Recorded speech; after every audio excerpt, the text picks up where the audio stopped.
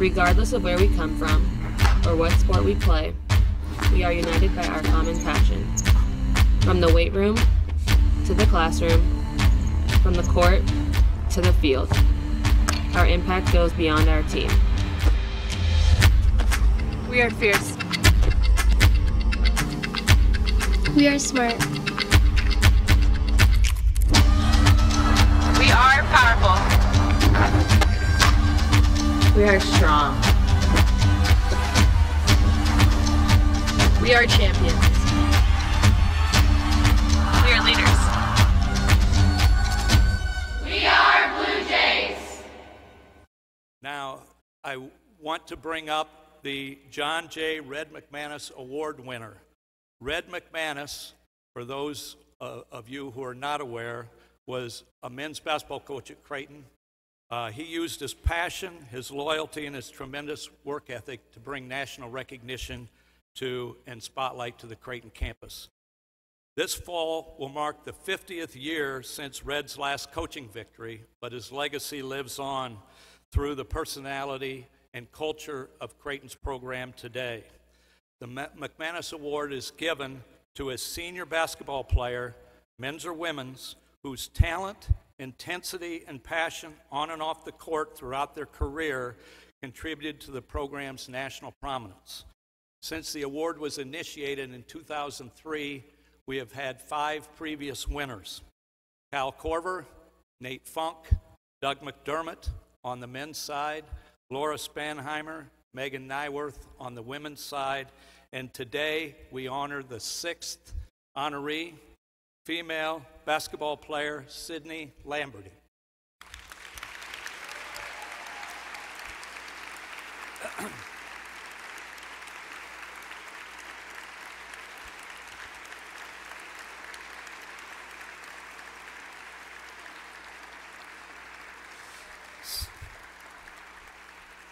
Thank you. Sydnee Closer, Blue Jay career in the top 15 in scoring, rebounding, and assists. Just the second player in program history to top 1,200 points, 600 rebounds, and 400 assists. During her senior year, she led the team with 38.4 minutes per game. Understand, there are only 40 minutes in a game. Flan was really generous. He gave her 1.5 minutes a game to rest. Despite preferring to lead by example, Sydney grew into the Blue Jays' vocal leader as a senior, guiding the women's team to consecutive at-large bids to the NCAA tournament. Not only was Sydney an integral part of the Blue Jays' first back-to-back at-large berths, she helped the team reach the second round in consecutive years for the first time in Blue Jay women's basketball history. Sydney happens to be one of my all-time favorite players, since she is a positionless player, which means she can play any position on the floor. But also, she has 2 characteristics that I think are way undervalued that are important to me. She makes every one of her teammates better, and she finds a way to win. Sidney Lambert.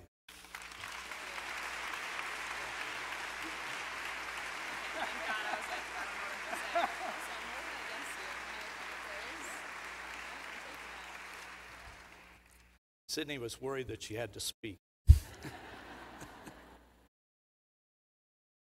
The Believe and Achieve Award honors a business or civic leader that has impacted the community at large by emphasizing women's issues and female empowerment and working to enrich their communities. The 2018 Believe and Achieve Award recipient is Dorothy Nip. Dorothy has had a long and successful career working in finance, purchasing, marketing and sales, and ownership of several companies, most recently in the construction industry. Dorothy has had amazing success, and her company has improved the lives of many in the states of Iowa and Nebraska. Dorothy and her husband, Pat, have been tremendous supporters of Creighton athletics, especially the women's athletics programs. And instead of having Dorothy come up here and speak, there are some things I wanted to know as to why she has been so successful. So I asked if I could interview her. We're going to bring Dorothy up, and I'm going to interview her. And I will tell you that it's a lot more enjoyable for me to be the interviewer than the interviewee. So.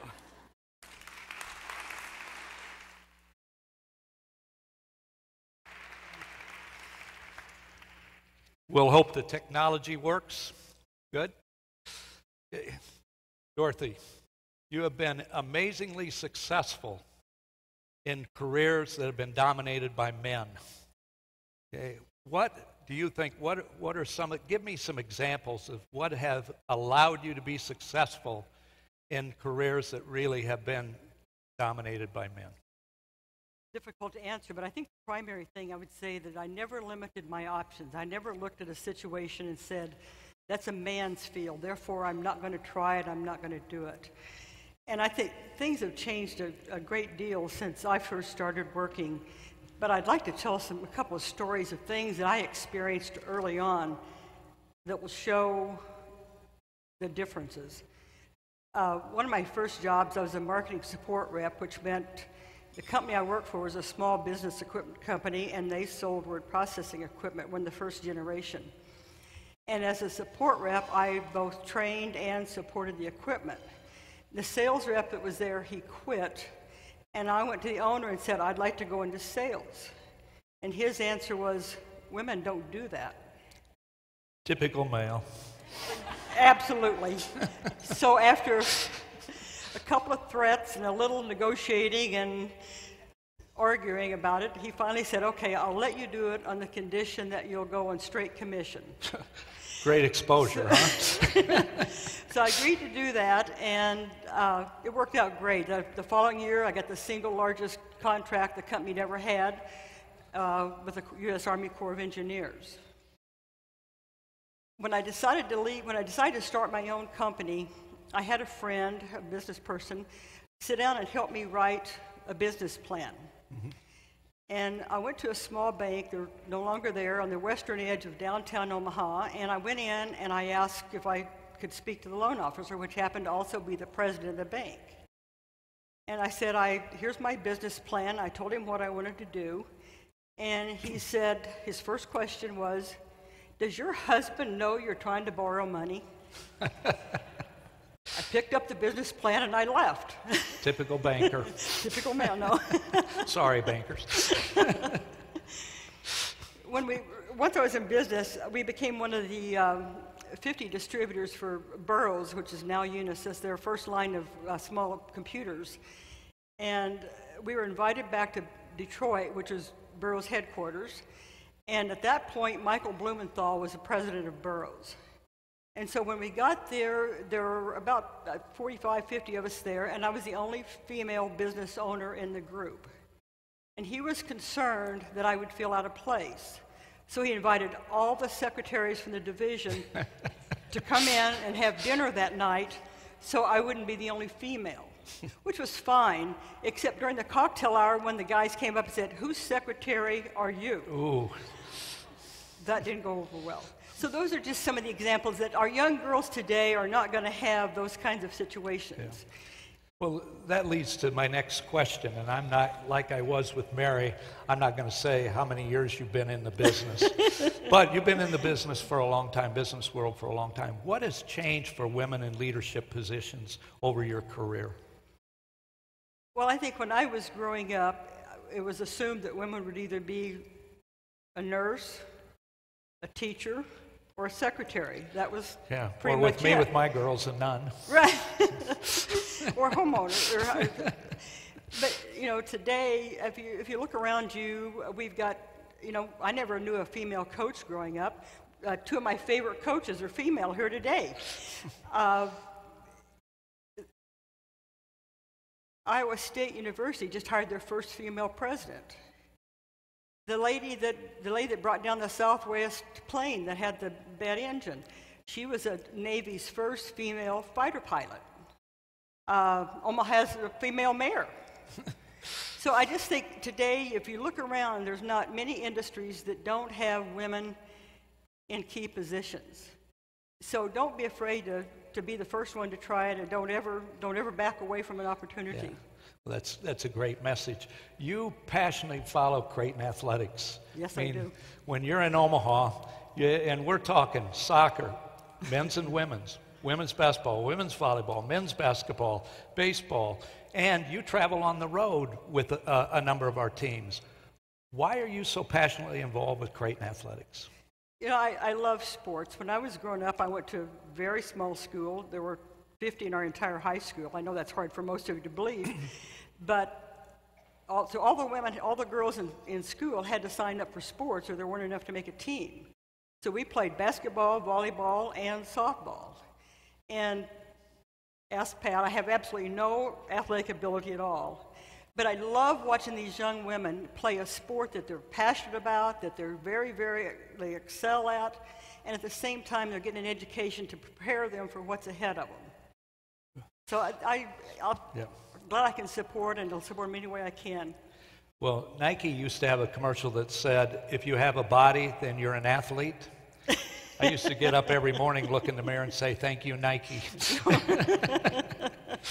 But one of the values of athletics is that the inconceivable can be conceived and then achieved.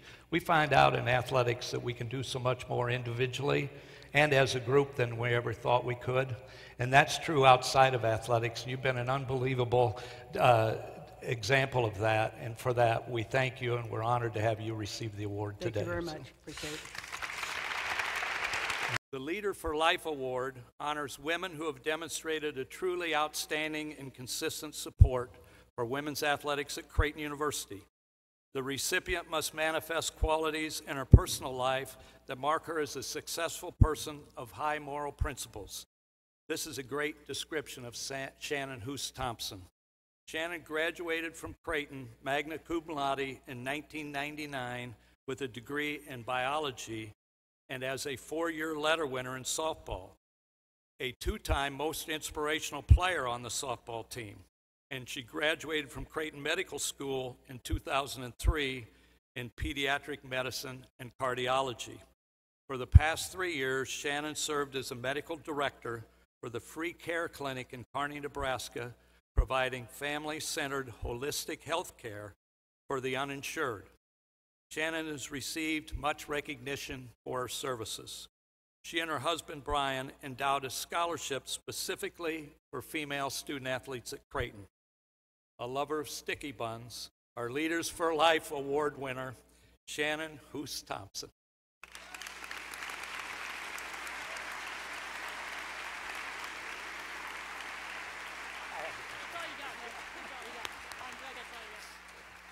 When you get done.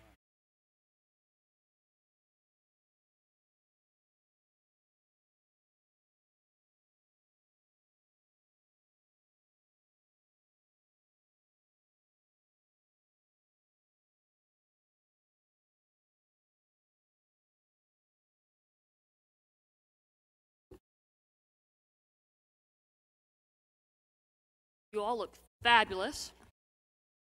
Thanks for coming. If you get an award and it's an empty room, it just doesn't have the same pizzazz, so I really appreciate y'all showing up. That's awesome. That's what you gotta do. You gotta show up. Every time, all the time, you just gotta show up. You don't have to be anything special. They can make you look good on paper. I don't care who you are. And I know I didn't always look good on paper either. I was not the star athlete out of school, and I don't really like philanthropy. When I came here, I was basically the philanthropy. That's probably why I wasn't a big fan of it. But this isn't charity. This isn't charity. When you give to a scholarship, when you donate to something, your time, your interest, your passion, whatever you give is an investment. And so when we made this scholarship a year ago, I've been thinking about it a little. It wasn't just, let's make a scholarship. So I've been thinking about it a long time. And a lot of people wait till a certain stage in their life to do it. And it's like, I'm raising my kids, and my husband's raising them with me, and he's not a Creighton guy, but I go home and say, hey, I kind of want to make this scholarship. I want to do this. And I was ready to show him all the pretty glossy pictures and information and all these other wonderful people. And he's like, yeah, okay. But I'm like, you don't even know. He's like, you bleed blue. Creighton did so much for you. Why wouldn't you want to do something for Creighton? And that's why I was 10 years old. I had to bring my kids today. My husband couldn't be here, so my kids get to. Congratulations, kids. You got to come. They're having a great time. I was their age. I was 10 years old, and I was walking across the playground. And I had my first dream or kind of vision of who I wanted to be, what I wanted to become. And I wanted to go to Creighton, which I lived in West Nebraska. I'd never been to Omaha. I had no clue. Creighton was just a thing. It was college. We were talking about college. I was 10 years old, and I was going to go to college. I was going to go to Creighton, and I was going to be an athlete. That was my vision for myself at 10 years old, whatever that means. If they stood up, you would see what 10 years old looks like if you forgot. And we held on to that dream. And when I say we, I mean my mom and my sister. And you're just going to have to take my word for it. It wasn't easy. She became a single parent. She put herself through school, so she had her own student loans to pay off, and paycheck to paycheck was a good month. And now I'm going to graduate high school and said, Mom, I want to go to Creighton. And she knew that. And she never said, no, you can't. Or said, what about code? You know, we got to get Cody into college too in a year or two. They just, yeah, Shan, that's what you want to do. We're going to figure it out. We're going to find a way to go. And one of the scholarships I received was from a couple. We had just moved to Kearney a year earlier. I wasn't from there. And it was for a track student, senior track student, who, just their son had tragically been lost a few years earlier, and they used the money they had saved for him to go to college. They created this scholarship. And for some reason, they picked me of the applicants who put it in, and so I get to go to scholarship night in a little auditorium in our local school, and I get this scholarship with this name on it, and it's $500, $500, $250 a semester for the first year, one time, $250. That, I got, my grants and took out $1 million loans. I'm not going to retire for 25 years. I figure that's when I'll have my loans paid off from Creighton, but it's worth it. But they gave me this scholarship, and it mattered. $500 really, really mattered to someone like me. This is 25 years ago. I'm going to break down, I promise you. And they gave me that scholarship, and I used it to come to Creighton, and Coach Fignes, who I saw earlier, he knew I was coming, but he didn't know what he was getting. Nobody did. I mean, Bruce didn't know what the heck he was in for. So I came to Creighton, and I used that scholarship, and we found a way to get through, and I walked on, and I went from a walk-on to nobody in particular on the softball team to we were a losing team. You guys think you had a bad spring and fall. Our year, 1995-96 season, was terrible. We didn't even play the last week, and tomorrow's going to be beautiful. They're going to if we had to win to get in the postseason tournament, and we didn't even play. We didn't qualify for the tournament that year. So we went from dead last to winning the regular season when we were juniors to winning the regular season again and going to the NCAA tournament, winning our regular, the tournament, the MVC tournament, and then UCLA, who won like 3 championships in a row, they had to beat us to do that on their home field. We were on the teams that they stomped over on the process to go there. But we grew as a team, as individuals, and it was investments because we weren't the most talented people, but we were invested in each other. It was an investment. And that investment pays off. So back to my scholarship at these $500, that meant the world to me. And it wasn't just the money, it was the value. So many value that I wanted to go to college, that I had dreams, that I wanted to do something with myself, that it mattered. And so then I make it through undergrad. I managed to become a starting softball player, finish school, go to medical school, and I didn't do it by myself. I had the drive, I had the thought, I was smart, but I wasn't brilliant. Still not. I have good days. I had brain power. I had plenty of passion and heart. I had the guts to show up and at least try. But I went back, so I finished all that stuff, and I went back to practice in Kearney. I practiced in Kearney as a cardiologist for 6.5 years, and just recently made a decision. I changed and now live in Sioux City, but I still had that certificate, and it had been framed, and I took it out.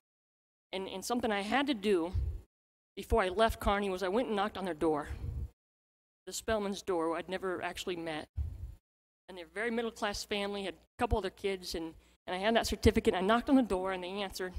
And I said, you don't know me, but about 20 years ago, you gave me this scholarship, this $500, and it mattered. And it made a difference, and it has a lot to do with who I am and why I am. And they said, well, that's great. We're glad that worked out for you. No, it was a special thing for me, and it was a very personal and intimate thing for me because it does. What you invest today by being here, for choosing to be here with us, it matters. And it's what makes people's dreams come true. So that dream from a 10-year-old kid to a college student who then figured out, I didn't just want to be on the team, I wanted to play and I wanted to win. And then I wanted to go to medical school and be a doctor, and then I was going to become a cardiologist. That dream didn't just stop. It's not just a goal that you hit and then, okay, well, what's next? It continues to evolve. My dream is still going, people. I hope you have a dream that's going. I hope you have a vision for who you want to be or what you're becoming and continue to become. I have a lot more to go, or I anticipate that. But part of my dream evolved into, now that so many people, this is the table of people, my mom, my sister, my friends, they just always show up. It matters as much to them as it does to me. And that's how you know you're doing it right? When it matters to other people as much as it matters to you. Okay, it's not just you, it's them. You can be as smart as you want, you can work as hard as you want, but you're nothing unless you have the right people with you. All right? And if they're not in it, then you need to take a look and say what it's really about. Because if all it is about the goal and just reaching that goal and you're not paying attention to the process and who you're affecting as you go, then you're missing, all right? You may win a game, you may lose a game, but I wouldn't have changed out my teammates for nothing. And they're still the closest people in my life. You know, I make a phone call and they're there. They'll answer the call every time. So my dream evolved where from everybody who invested in me, from that tall to now, my dream of Creighton and being a doctor and everything that goes in with that, I'm going to invest that back in people with our scholarship, my husband and I's scholarship. And it's going to pay dividends that you can't imagine. All right? And sometimes I'll give you some data. Bruce, you gave some really interesting data. I'll give you some data. If you set yourself up for success and you set yourself up for failure, and if you're sitting in this room, you must know something about that because this is a successful place. All right? So set yourself up for success, all right, and just stay committed to it. And good things happen every day. So thank you for honoring me as an individual, but just know this award represents a whole lot of people when I look at it. Go Jays.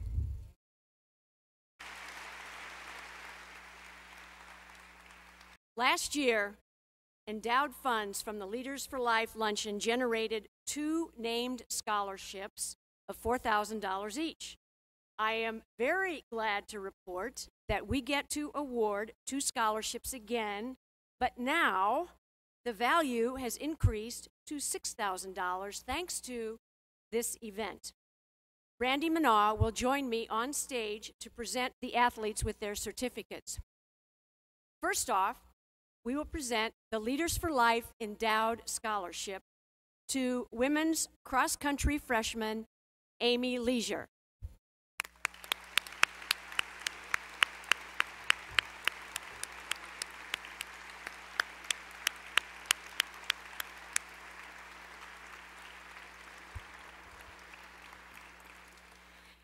Amy is from Denver, Colorado, boasts, of course, a 3.67 GPA while pursuing a nursing degree. Even though she's only a freshman, Amy has been a leader on the cross-country team, and per Coach Gannon, her maturity is unprecedented in someone her age. Congratulations, Amy.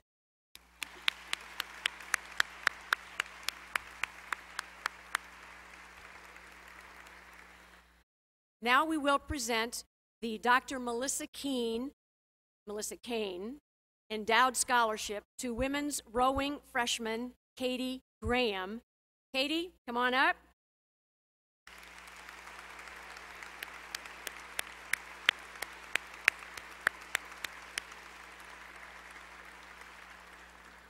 Katie is a history major with a 3.9 GPA from Rio Rancho, New Mexico.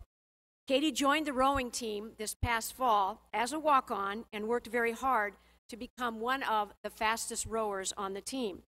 And according to Coach Chips, she is exactly the type of leader we all love to have around, and he is very much looking forward to the next 3 years with Katie. Congratulations, Katie.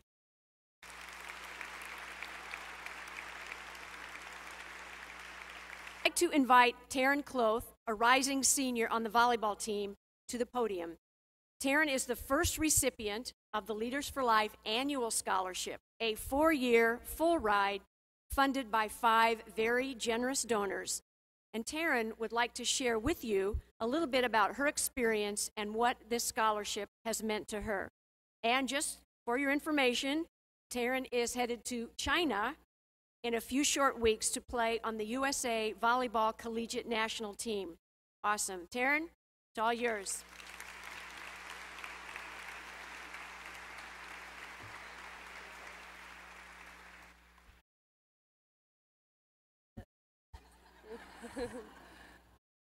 Okay. Thank you so much for the great introduction. Your guys' speeches gave me goosebumps, so you guys are amazing. As she said before, my name is Taryn Clothe, and I am a finance major. I'm from Sioux Falls, South Dakota, and I will be graduating a semester early, and I'll be headed off to LSU to pursue an MBA with an emphasis in marketing. And I'll also be playing beach volleyball because it's a little bit warmer there. I've been asked time and time again why I chose Creighton, and the answer is not changed. It's the people. Look around right now. It is the people that are coming to these important lunches. They're raising money so that people can go to amazing Creighton University. The people here at Creighton are incomparable. The coaches, the team, the professors, the maintenance staff, and the dining hall employees. You will not be able to find another school that can compare. My professors stopped me in the hall to talk about not only this season, but my life. The janitors are always asking me about my day on my way out of practice. And my teammates are my family. I have created lifelong friendships with these amazing women. We have traveled the country together, and soon we will even be taking on Europe. I can't wait for more memories, and I would not trade my time here at Creighton for anything. My experiences when we made it to the Sweet 16 and the Elite 8 in multiple Big East championships are indescribable. We have all become so close that we can even order each other's food at the restaurants. My professors have been so impactful during my time here at Creighton. As we all know, there are ups and downs in life, including the first week that I got here, and I actually ended up breaking my foot. The team was so gracious that they kept feeding me ice cream. They would take me to go get ice cream. If I was sad, they'd go get ice cream. Megan and Jaylee, who we were all freshmen, and I would cry every single day. I was so sad, but they were there, and they were going shopping, and I could not crutch all the way around, so they got me a wheelchair and pushed me around. Brad, the strength and conditioning coach, who is absolutely amazing, allowed me to continue my strength training, but it was strictly arms. So we went back to the mall because I had to get some new shirts that would fit my new and improved arms, thanks to Brad. Another time that I had a little bit of a downtime here at Creighton, I had an eye infection so bad that I went to class and I could not open my eyes. And my teacher saw me struggling so much that she actually had class in the dark for us so that I was able to see a little bit better. If that does not tell you that Creighton people care, I don't know what will. I know that my time is coming to a close with only one semester left after the volleyball seasons are over and my eligibility clock finally runs out. I can look back to the exceptional degree that I received from Creighton. I can look back to the wonderful connections I have made, and with especially Lisa Chips, who has been amazing. Every single time I go to her office in distress, she is there to help me achieve my dreams. She helped me change majors, and I am in awe that so many people here are here to support us like Lisa does. Like I said before, the people, that's what makes Creighton so special. These 5 people that have donated to my scholarship have altered my path in life. They led me to opportunities I would have never dreamt of. I'm going to China in 2 weeks. We're going to Europe as a team. I have met so many incredible people, and I would please urge you to consider allowing more students to receive the opportunity that I was given to live out their dreams. Text to give, write a check, or swipe your credit card. You will not regret it. Thank you, and go Jays.